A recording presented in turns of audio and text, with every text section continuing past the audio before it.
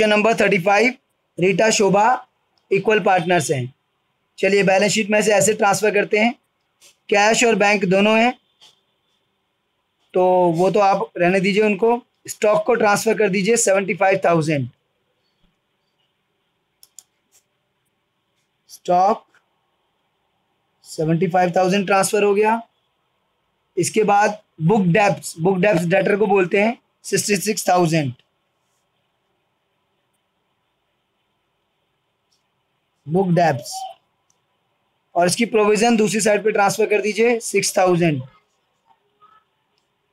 Provision for doubtful डेप्ट 6,000 उधर transfer हो गई। प्लांट एंड मशीनरी 45,000, तो ये प्लांट एंड मशीनरी ट्रांसफ़र हो गई 45,000 की। लैंड एंड बिल्डिंग 48,000, इसके बाद है लोन टू शोभा, शोभा को लोन दे रखा है, तो जो शोभा को लोन दे रखा है, ये जब शोभा की पेमेंट हम करेंगे तो उसमें से एडजस्ट कर लेंगे, तो कैपिटल अकाउंट में ट्रांसफ़र कर देंगे इसको बाद में, इसको छोड़ देते हैं। इस साइड पे आ जाइए, creditors 75,000, bills payable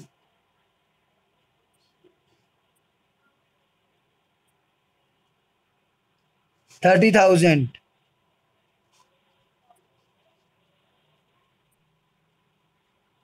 loan by Rita, तो ये तो अलग से बनेगा, Rita's loan account, balance brought down, partner का लोन है। कितना है लोन बाय रीटा?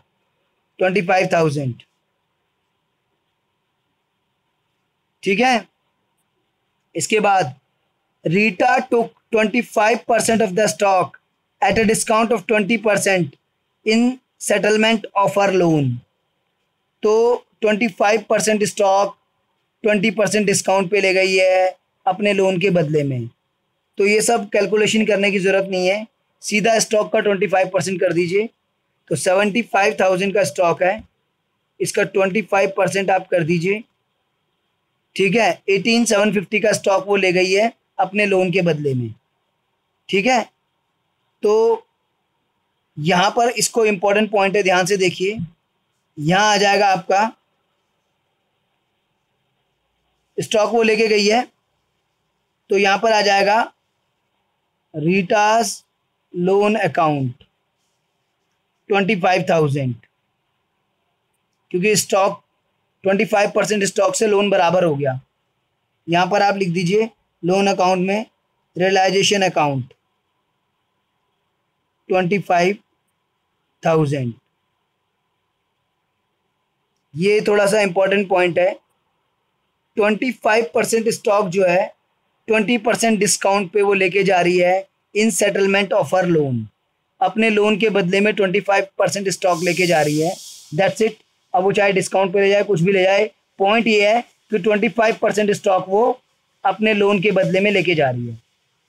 तो उसका लोन जो है 25,000 है, और उसका लोन जो है स्टॉक से बराबर हो गया है। वैसे तो अगर कोई एसेट और लायबिलिटी आपस में सेटअप होती है तो उसकी जनरल एंट्री नहीं बनती है, बट यहाँ पर जो लायबिलिटी सेटअप हो रही है वो रियलाइजेशन में ट्रांसफ़र नहीं थी, वो अलग थी, इसलिए जनरल एंट्री बनेगी। एंट्री बनेगी Rita's loan account debit to realisation account. समझ लीजिए कि उस एसेट से हमें 25,000, जो 25% स्टॉक है, समझ लीजिए उससे 25,000 रुपये मिले, क्योंकि 25,000 की लायबिलिटी खत्म कर दी ना उसने, बट क्योंकि वो लायबिलिटी रियलाइजेशन अकाउंट में ट्रांसफ़र नहीं थी, इसलिए उसकी एंट्री बनानी पड़ेगी हमें।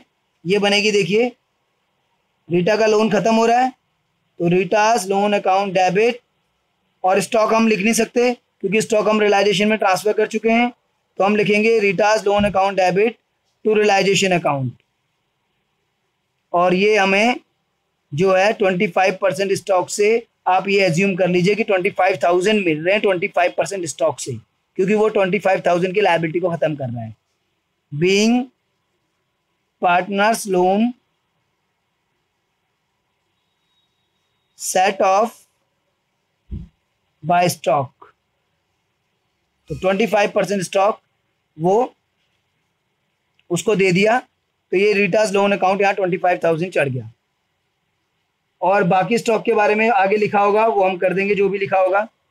ठीक है, आगे चलते हैं। बुक डेप्ट रियलाइज 54,000, तो यहाँ मैं बैंक डाल देता हूँ या कैश डाल देता हूँ, जैसा भी डालना चाहें, कैश के थ्रू कर देता हूँ। बुक डेप्ट्स 54,000 बुक डेप्ट से हमें रियलाइज हुआ भाई।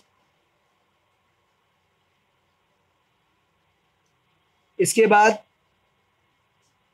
Stock was sold at a profit of 30% on cost, बाकी जो स्टॉक बचा हुआ था 30% प्रॉफिट पे सोल्ड हो गया।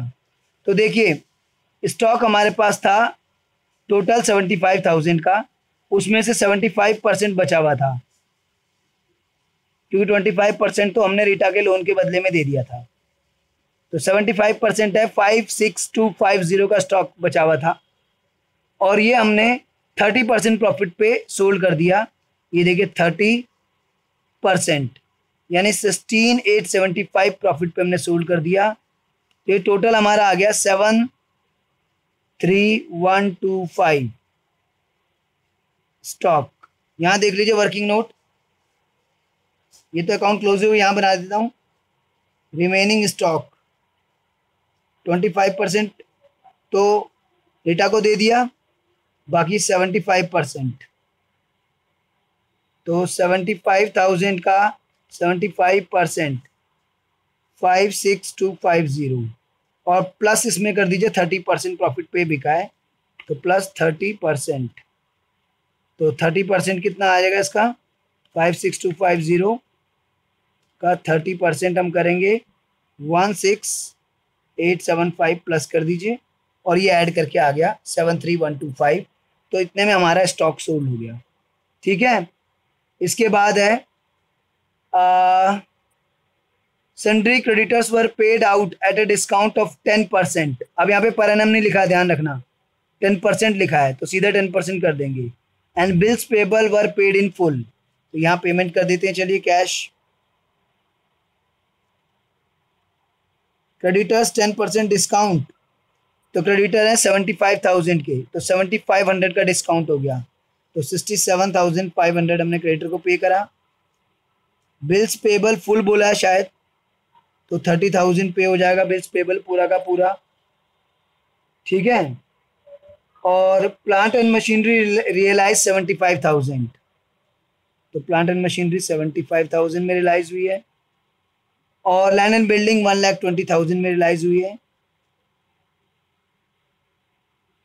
इसके बाद जो है Rita took the goodwill of the firm at 30,000, तो रीटा गुडविल ले गई है 30,000 पे, तो बैलेंस शीट में तो नहीं है गुडविल, तो अनरिकॉर्डेड एसेट है, तो रियलाइज जो हुआ वो दिखा दीजिए।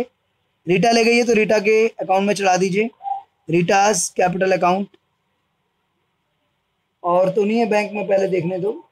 Unrecorded asset handed over to unrecorded liability 6,407, realisation, हाँ ठीक है यही है, बस बैंक कैश के आगे कुछ नहीं है। तो रीटाज कैपिटल अकाउंट, गुडविल ले गई है रीटा, कितने में ले गई है, 30,000 में ले गई। Rita took over goodwill 30,000, yes 30,000। Unrecorded asset है 6,900 की, was handed over to an unrecorded liability of 6,000 in full settlement. तो अनरिकॉर्डेड एसेट और अनरिकॉर्डेड लायबिलिटी एक दूसरे को बराबर कर रही हैं, तो उसकी कोई एंट्री पास नहीं होगी, आपस में सेटअप हो गई। भले ही एसेट 69 की थी और लायबिलिटी 6,000 की थी, लेकिन आपस में सेटअप हो गई, नो एंट्री। रियलाइजेशन एक्सपेंस 5,250, यहाँ पे कैश के अंदर डाल दीजिए, रियलाइजेशन एक्सपेंस 5,250। ठीक है भाई, सारी लायबिलिटी की बारे पेमेंट हो गई, सारी एसेट्स रियलाइज हो गई। मेन कॉलम में डाल देते हैं जो कैश हमारा आया है। ये हमारे पास आया 54,000 बुक डेप्ट से, 73,125 स्टॉक से, 75,000 प्लांट एंड मशीनरी से, 1,20,000 लैंड बिल्डिंग से। टोटल आया हमारे पास 3,22,125। इधर देख लीजिए पेमेंट कितना हुआ है, 67,500 एक पे हुआ है, 30,000 एक पे हुआ है, और 5250 एक पे हुआ है, टोटल हुआ है 102750। ठीक है, तो भाई ये रियलाइजेशन अकाउंट कंप्लीट हो गया हमारा। तो इसमें क्रेडिट एक्स्ट्रा है तो रियलाइजेशन प्रॉफिट बचेगा। तो देख लेते हैं भाई रियलाइजेशन प्रॉफिट कितना बचता है हमारा। तो क्रेडिट में क्या क्या देख लीजिए, 6000 plus 75,000 plus 30,000 plus 25,000 plus 322,125 plus 30,000, ये हो गया आपका 488,125। और 488,125 में से लेस कर देते हैं minus 75,000 minus 66,000 minus 45,000 minus 48,000 minus 102,750, ये आ गया 151,375। ये हमारा आ गया रियलाइजेशन प्रॉफिट। और ये कौन बांटेगा भी realisation profits? Realisation profits partners में बांट लीजिए। कौन कौन था? रीटा और शोभा इक्वल थे, रीटा शोभा इक्वल थे, डिवाइड बाय 2। तो ये आ गया 75,687.5, 75,687.5। तो इतना इतना जो है इनको रियलाइजेशन प्रॉफिट मिल गया। एक बार चेक कर लेते हैं भाई करेक्ट है कि नहीं है, ज़रा कहीं कैलकुलेशन मिस्टेक तो नहीं हुई है। 15137, ठीक है भाई, ठीक है। इसके बाद पार्टनर्स कैपिटल अकाउंट बना लेते हैं। देखिए, तो कैपिटल अकाउंट में बैलेंस ब्रॉट डाउन डालिए।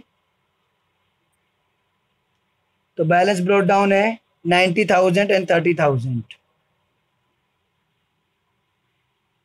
फिर बैलेंस शीट में जनरल रिजर्व थी तो रिजर्व डाल दीजिए। रिजर्व थी हमारे पास 24,000 की, तो इक्वल बांट दीजिए 12,000 12,000। ठीक है। एसेट साइड पे लोन टू शोभा था तो वो शोभा की कैपिटल में से कम हो जाएगा, लोन टू शोभा। तो कितने का लोन था भाई? 10,000 का। तो 10,000 का उसका पेमेंट करते समय हम डिडक्ट कर लेंगे उतना। ठीक है। इसके बाद रियलाइजेशन प्रॉफिट है, रियलाइजेशन अकाउंट 75,687.5, राउंड ऑफ भी कर सकते हो, 75,688 और 75,687 राउंड ऑफ कर लेते तो ज़्यादा अच्छा रहता है ना। एक को 50 पैसे ऊपर दे देते, एक को 50 पैसे कम दे देते। तो ब्रॉट डाउन हो गया। कोई पार्टनर एसेट लायबिलिटी, हाँ हाँ रीटा ले गई गुडविल, तो ये आ जाएगा रियलाइजेशन अकाउंट। अपने रेफरेंस के लिए लिख लीजिए गुडविल। कितने में ले गई ये रीटा गुडविल? 30,000 में। और कोई पार्टनर कुछ ले गया है? नहीं, दैट्स इट। तो कैपिटल आ गई, बैलेंस शीट की आइटम्स आ गई और रियलाइजेशन प्रॉफिट आ गया। जो पार्टनर एसेट लायबिलिटी ले गया वो आ गया। अब फाइनल पेमेंट निकाल लें इनकी। चलिए राउंड ऑफ ही कर दो, एक काम करो 688 कर दो और 687 कर दो। 688 और 687, कौन पॉइंट का चक्कर डालेगा?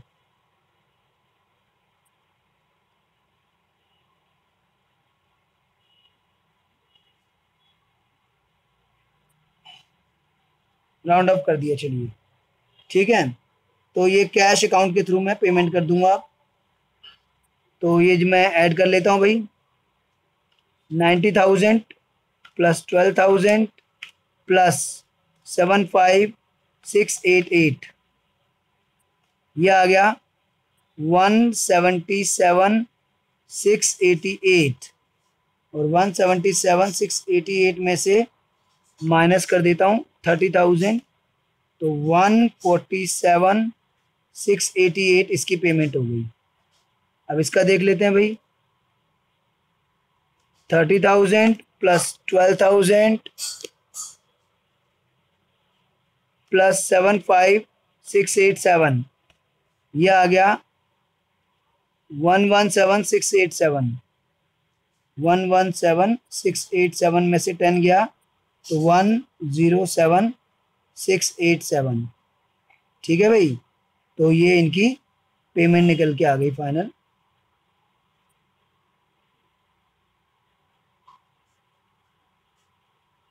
किसको कितनी पेमेंट होनी है। अब हम बना लेते हैं bank account, sorry cash account. Cash account मैंने किया ना, तो कैश का बैलेंस ब्रॉट डाउन है 6,000।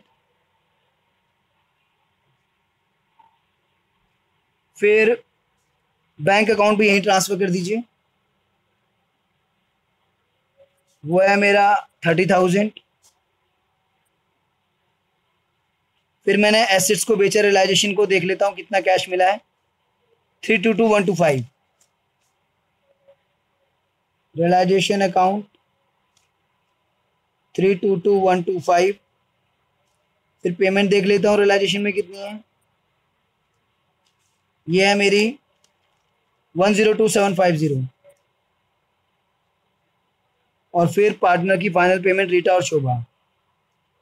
रीटास कैपिटल अकाउंट, शोभास कैपिटल अकाउंट, जो इनकी फाइनल पेमेंट आई थी हमारी 147,688,